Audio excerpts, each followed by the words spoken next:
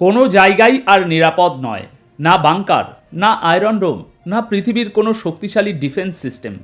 ঠিক আজ জেনেভাতে যখন আমেরিকার সাথে ইরানের কূটনৈতিকরা আলোচনার টেবিলে বসেছেন, ঠিক তখনই তেহরান থেকে এই ভিডিও রিলিজ করা হলো। অন্যদিকে ঠিক যখন আমরা এই আলোচনা করছি, ভূমধ্যসাগরের আকাশে চক্কর দিচ্ছে আমেরিকার 18টি সবচাইতে ঘাতক স্টেলথ ফাইটার জেটস।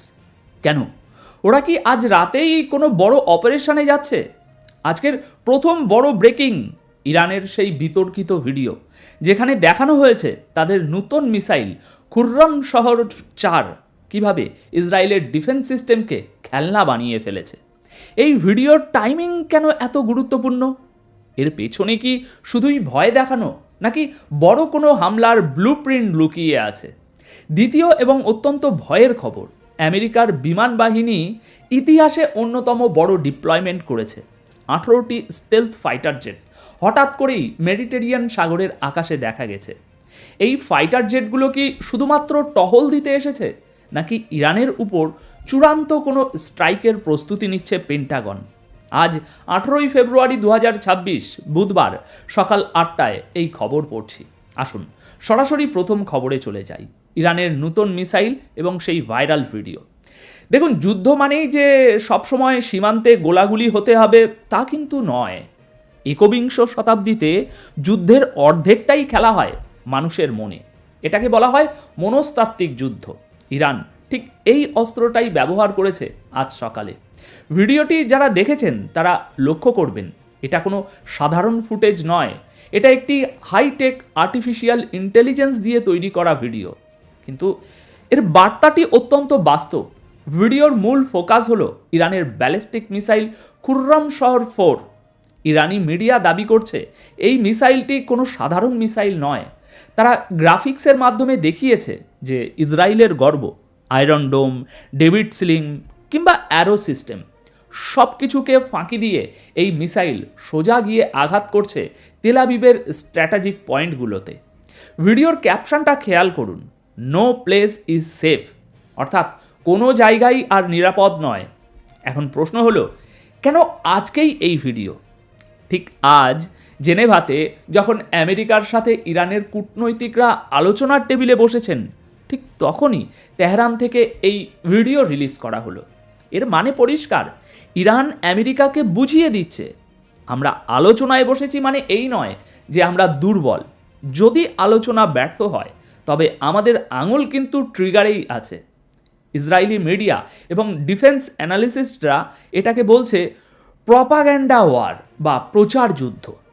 তারা বলছে ইরান আসলে ভয় পেয়ে আগেই হুঙ্কার দিচ্ছে। কিন্তু দর্শক, এখানে একটা সূক্ষ্ম বিষয় আছে। খুররম শহর 4 এই মিসাইলটিকে ভিডিওতে ইরানি জায়েন্ট হিসাবে দেখানো হয়েছে। এই মিসাইলের রেঞ্জ প্রায় 2000 কিলোমিটার এবং এটা প্রায় 1500 কেজি ওজনের ওয়ারহেড বহন করতে পারে। সবচেয়ে বড় কথা, ইরান দাবি করছে এই মিসাইলটি বায়ুমণ্ডলের বাইরে গিয়ে আবার ভিতরে ঢোকার সময় এঁকে বেঁকে দিক পরিবর্তন করতে পারে, যা যে কোনো র্যাডারের জন্য ট্র্যাক করা প্রায় অসম্ভব। ভিডিওতে সরাসরি বেঞ্জামিন নেতানিয়াহু, হোয়াইট হাউস এবং ইসরায়েলি ডিফেন্স ফোর্সের সদর দপ্তরের ছবি ব্যবহার করে একটা ভিজুয়াল ওয়ার্নিং দেওয়া হয়েছে। এটা অনেকটা সিনেমার ট্রেলারের মতো, যেখানে বলা হচ্ছে পিকচার আভি বাকি হে। আমার বিশ্লেষণ বলছে ইরান এখানে দুটো কাজ করছে।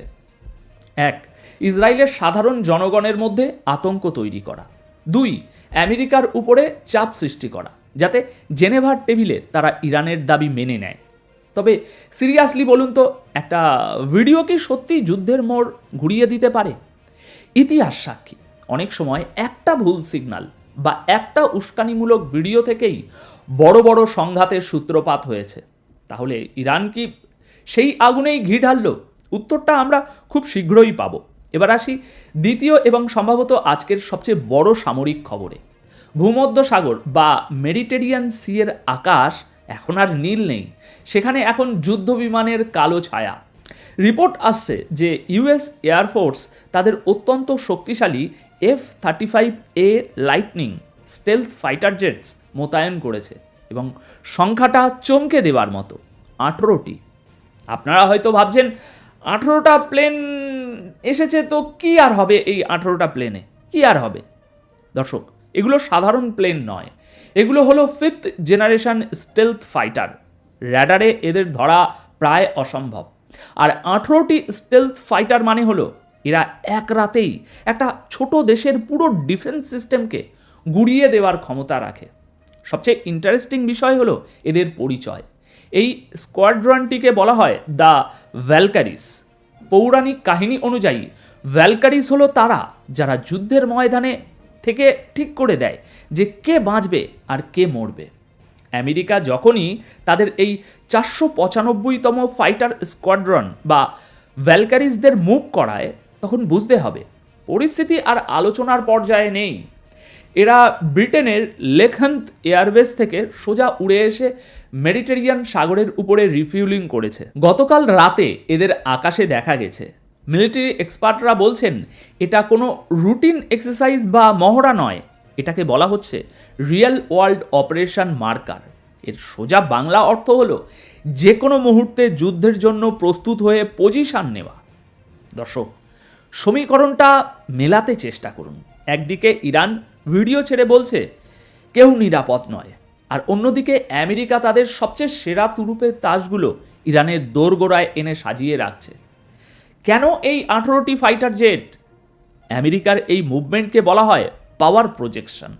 জেনেভাতে ইরানের প্রতিনিধিরা যখন আমেরিকার সাথে কথা বলছেন, তখন তাদের মাথায় এই চিন্তাটা ঢুকিয়ে দেওয়া হচ্ছে যে তোমরা যদি ডিলের রাজি না হও, তবে আমাদের ভ্যালকারিসরা কিন্তু রেডি। আমেরিকা শব্দ না করে, চিৎকার না করে চুপি সারে তাদের ঘুঁটি সাজিয়ে ফেলছে। একেই বলে সুপার পাওয়ারের স্ট্র্যাটাজি। মুখে শান্তির কথা আর পেছনে লোকানো ছোড়া।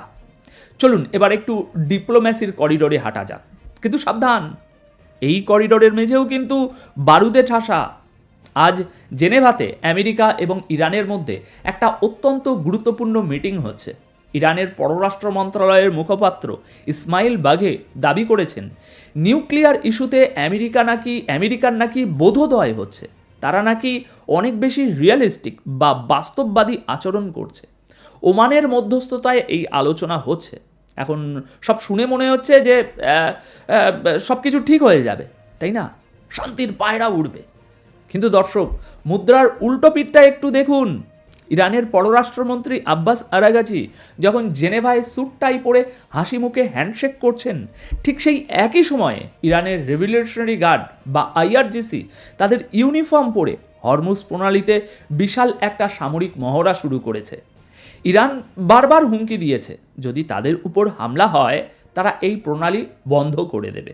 ইরান আমেরিকাকে সিগন্যাল দিচ্ছে আমরা কথা বলতে রাজি, কিন্তু তোমরা যদি ভাবো আমরা দুর্বল, তবে হরমুজ বন্ধ করে বিশ্ব অর্থনীতিকে ধসিয়ে দেওয়ার ক্ষমতা আমরা রাখি। ওদিকে আমেরিকার পজিশনও একই। জেনেভাতে তারা বলছে চলো ডিল করি, আর মেডিটেরিয়ানে 18টা ফাইটার জেট পাঠিয়ে বলছে ডিল না করলে কিন্তু খবর আছে। উভয় পক্ষই আসলে লেভারেজ বা দর কষাকষির ক্ষমতা বাড়াতে চাইছে। আমার মনে হয়, এবং আমি মন থেকে চাই, কোনো একটা ডিল বা সমঝোতা হোক, কারণ এই মুহূর্তে পৃথিবী আরও একটা বড় যুদ্ধ সামলানোর অবস্থায় নেই। কিন্তু আইআরজিসির এই অ্যাগ্রেসিভ ড্রিল এবং আমেরিকার ফাইটার জেটের উপস্থিতি আমার সেই আশার বেলুনে কিছুটা হলেও পিন ফুটিয়ে দিচ্ছে। পরিস্থিতি এতটাই জটিল যে বিশ্বাস করার মতো কাউকেই পাওয়া যাচ্ছে না। টেবিলের উপর হাসি মুখ আর টেবিলের নিচে লোড করা বন্দুক, এটাই আজকের বিশ্ব রাজনীতির নগ্ন সত্য। আমার ব্যক্তিগত বিশ্লেষণ, বড় কোনো যুদ্ধ হয়তো আজ বা কাল লাগবে না, কারণ যুদ্ধ মানেই সবার ক্ষতি। কিন্তু এই যে টান টান উত্তেজনা, এই যে একে অপরকে চোখে চোখ রেখে ভয় দেখানো, চোখ রাঙানোর খেলা, এটা চলতেই থাকবে। এখন আমি তো আমার বিশ্লেষণ জানালাম, এবার আপনার পালা। আপনার কি মনে হয় আমেরিকার এই 18টা ফাইটার জেট কি শেষ পর্যন্ত হামলা করবে, নাকি এগুলো শুধুই শো অফ? কমেন্ট সেকশন আপনাদের জন্য খোলা, আমাকে জানান আপনার মতামত। আপাতত তাহলে এখানেই বিদায় নিচ্ছি। দেখা হবে পরবর্তী ভিডিওতে আরও কোনো ব্রেকিং অ্যানালিসিস নিয়ে। ধন্যবাদ আপনাদের সকলকে।